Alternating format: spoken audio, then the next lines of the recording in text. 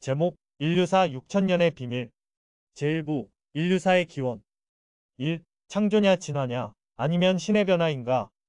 오늘날 지구상에는 70억이 넘는 사람이 살고 있습니다. 그러나 사람이 언제 어떻게 생겨난 존재인지 정확하게 말할 수 있는 사람은 없다고 봅니다. 만약에 있다면 그는 태초의 흙으로 인간을 만들었다는 창조주 하나님이거나 종의 기원을 쓴 다윈 같은 유물 진화론자일 것입니다. 먼저 하나님이 사람을 창조했다는 성경 기록을 보면 창세기 1장 27절에 하나님이 자기의 형상, 곧 하나님의 형상대로 사람을 창조하시되 남자와 여자를 창조하시고 라고 기록하고 있습니다. 또한 창세기 2장 7절에는 여호와 하나님이 흙으로 사람을 지으시고 생기를 그 코에 불어 넣으시니 사람이 생명이 된지라 하여 남자 아담을 만들었다고 합니다. 그 후에 남자 아담에게 돕는 배필이 없어서 아담을 잠들게 한 후 갈빗대 하나를 취하여 여자 해와를 만들었다고 하는 것이 하나님이 인간을 지었다는 창조 신화입니다. 창조 신화에는 사람만 흙으로 만든 것이 아니라 각종 들짐승과 공중을 나는 새들도 흙으로 지었다고 합니다. 만약에 하나님이 땅의 흙으로 사람을 만들 수 있는 능력이 있었다면 아담과 해와가 선악과를 따먹고 죄악에 물들어 죽게 되었을 때 그들을 버리고 아직 오염되지 않은 땅의 흙으로 새로운 아담과 해와를 계속 많이 만들어서 이미 그 당시의 에덴 동산을 의인으로 가득 차게 했다면 오늘날 죄악으로 물든 인간 세상이 되지 않았을 것입니다. 그리하여 인간을 구원하려고 6천년을 한탄하며 고생할 일이 없을 것입니다. 과학 문명이 고도로 발달한 이 시대, 인지가 깨어있는 사람들에게 이것은 어디까지나 비유적인 창조 신화일 뿐이며 참 진리로서 믿음이 될 수는 없을 것입니다. 그럼에도 오늘날 유무식을 막론하고 신앙이 좋다는 사람들은 성경의 말이라면 1획1점도 더하거나 빼지 말라는 성경 말씀에 덫에 걸려 그대로 믿고 있으니 성경과 하나님의 본질을 모르고 맹신하고 있다는 것입니다. 이는 마치 한민족의 단군 신화에 곰이 처녀로 변하여 환웅과 결혼하여 단군을 낳았다는 것과 다를 바 없는 황당한 신화라 할 수 있습니다. 이러한 창조 신화를 믿지 못했던 다윈 같은 사람은 흙 속에서 우연히 바이러스와 같은 미생물이 생겨나 장구한 시간을 두고 점차 진화하여 아메바와 같은 단세포 생물이 되고 이들이 또 장구한 세월 동안 진화하여 다세포 생물이 되었으며 그들이 스스로 식물과 동물로 분화되어 최종적으로 원숭이를 거쳐 인간으로 진화하였다고 말합니다. 이것을 과학이라는 이름 아래 원숭이나 미물들이 인간의 조상이라고 세뇌하여 인간의 존엄성을 훼손하고 신성한 인간의 본질을 왜곡하는 또 하나의 진화론이 신화가 생겨난 것입니다. 여기에 더하여 빅뱅 이론이 나오면서 우주 역사는 약 137억 년 또는 150억 년 전에 눈에 보이지도 않는 하나의 작은 특이점이 폭발하여 우주가 생겨났고 그것이 지금도 계속 팽창하고 있다고 합니다. 현재 우리가 살고 있는 지구의 탄생은 빅뱅 이후 약 100억 년의 시간이 지난 후 지금부터 약 46억 년 전에 태양으로부터 지구가 떨어져 나와 오늘의 지구 모습으로 되었고 지구 최초 생명체가 생겨난 것은 약 6억 5천만 년 전. 고생대 시기에 생명체가 처음으로 생겨나기 시작하여 약 400만 년 전에 원시 인간이 출현하게 되었다는 것입니다.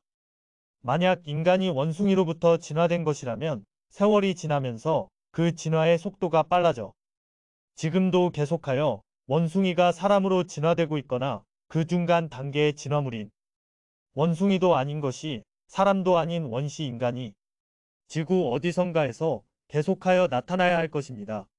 즉 말하는 원숭이나 털 없는 원숭이, 꼬리 없는 사람 같은 원숭이 등 여러 중간 과정에 동물 형태가 나타나야 진화론의 이야기가 인정받게 될 것입니다.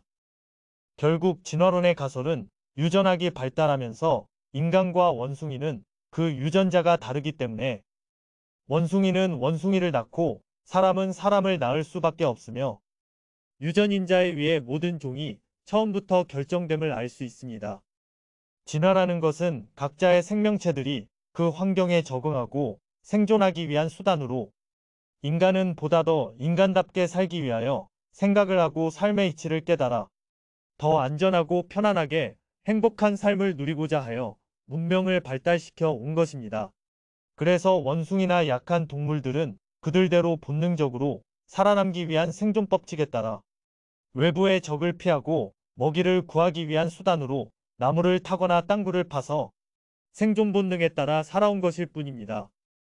그런데 성경 요한복음 1장 1절 이하에는 하나님이 말씀으로 이 세상 만물을 지었다는 내용이 있는가 하면 신명기서 14장 1절과 시편 82편 6절 등에는 사람을 두고 너희는 하나님의 자녀라 하는 말씀을 기록해 놓았습니다. 이 말씀은 태초에 흙으로 아담을 만들었다는 말씀과 짝이 맞지 않는 말씀으로 보아 태초에 하나님과 사람의 조상 아담과 해와는 원래 삼위일체 하나님이었다는 결론을 얻을 수 있습니다. 이러한 내용은 한민족의 전통사상에서도 곰이 사람으로 변화되었다는 신화가 있지만 사람이 곧 하나님이라는 인내천 사상이 있기에 천손민족이라고 불러왔던 것입니다.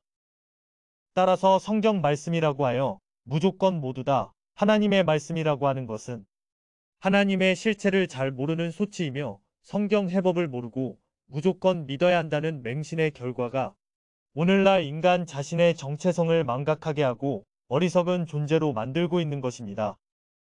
그러나 지혜로운 하나님은 성경 이사야 34장 16절에 성경을 이해하는 방법을 설명해 놓았습니다. 그 내용을 보면 하나님의 말씀은 모두 그 짝이 맞지 않는 것이 없으니 짝이 맞지 않는 말씀은 하나님의 말씀이 아니라 죄인된 인간의 말도 들어가 있다는 의미입니다. 따라서 짝이 맞지 않고 이치에 맞지 않는 것은 죄인된 인간의 생각이 더했거나 미래 예정된 하나님의 뜻을 이루기 위한 방편으로 숨겨놓은 비밀의 말씀으로 보아야 할 것입니다.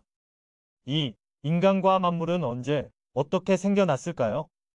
지금까지 세상 학문은 창조론과 진화론적 관점에서만 인간과 우주 탄생을 논하여 많은 모순과 비논리적이고 비과학적인 측면이 있음에도 그 대안의 진리가 없기에 인간 자신의 정체성을 알지 못하고 서로의 논리를 부정하며 살아왔습니다. 그러나 성경과 한민족의 전통사상이 말하는 사람이 곧 하나님이라는 인내천 사상의 관점에서 인간과 신의 관계를 정의하고 우주 만물이 언제 어떠한 이유로 생겨났는지 인간의 정체성을 알아보고자 합니다.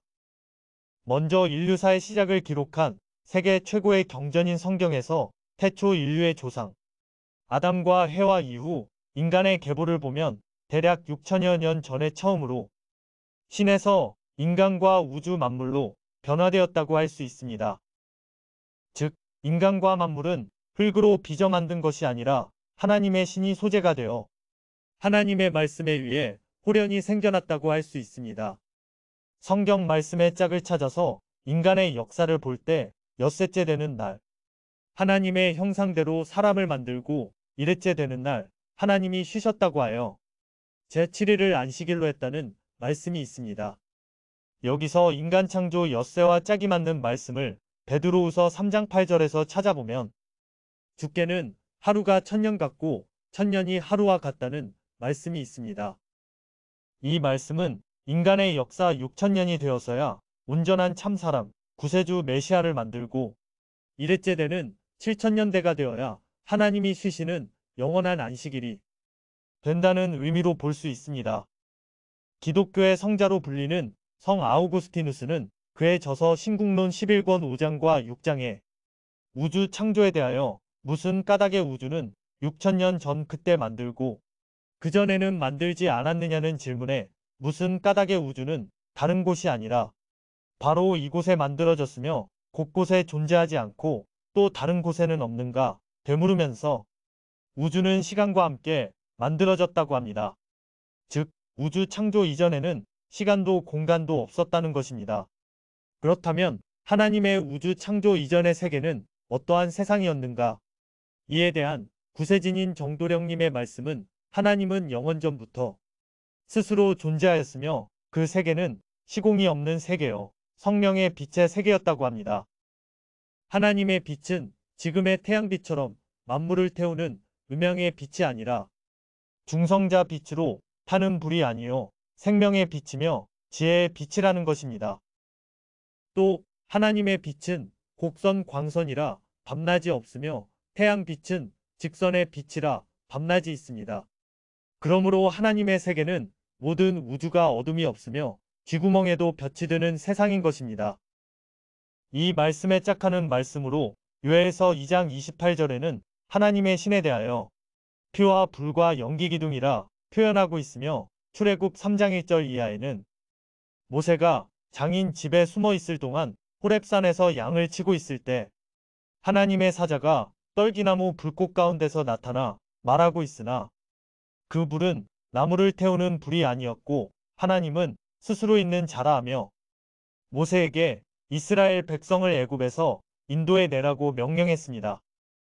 이처럼 인간과 우주 만물이 생겨나기 전에는 오로지 하나님의 빛의 세계만이 존재했던 것인데 6천여 년 전에 하나님에 대적하는 음양의 빛이요 사망과 분열의 신이 되는 마귀신이 하나님의 형상으로 모방하여 나타나자 아담과 해와 하나님이 바라보는 순간 마귀신에 사로잡힌 바 되어 인간 남녀의 몸으로 분리되어 한 분은 남자 아담이 되었고 한 분은 여자 해와의 몸을 입게 된 것입니다.